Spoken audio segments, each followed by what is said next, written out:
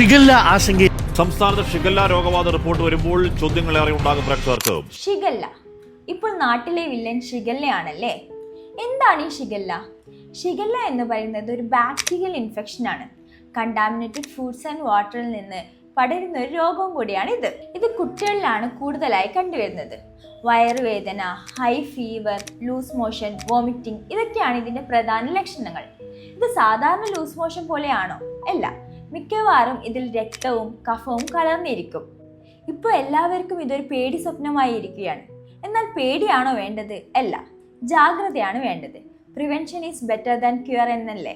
അതുകൊണ്ട് തന്നെ ടോയ്ലറ്റ് പോയതിനു ശേഷം ഫുഡ് കഴിക്കുന്നതിന് മുമ്പും കൈകൾ സോപ്പ് ഉപയോഗിച്ച് കഴുകുക, തിളപ്പിച്ചാറ്റിയ വെള്ളം മാത്രം കുടിക്കുക, ഫുഡൊന്നും തുറന്നു വെക്കാതിരിക്കുക, ഇതൊക്കെ പ്രത്യേകം ശ്രദ്ധിക്കേണ്ടതുണ്ട്. ഈ രോഗാവസ്ഥ സിവിയർ ആകുന്നത് ഇതിൻ്റെ കോംപ്ലിക്കേഷൻസ് കാരണമാണ്, പ്രത്യേകിച്ച് ഡീഹൈഡ്രേഷൻ പോലുള്ളവ. ആയതിനാൽ രോഗലക്ഷണങ്ങൾ കണ്ടാൽ പെട്ടെന്ന് തന്നെ ഒരു ഡോക്ടറെ കാണിക്കേണ്ടതാണ്. കൂടുതൽ ഇൻഫോർമേറ്റീവ് വീഡിയോസിന് വേണ്ടി ഈ പേജ് ഒന്ന് ഫോളോ ചെയ്യുക.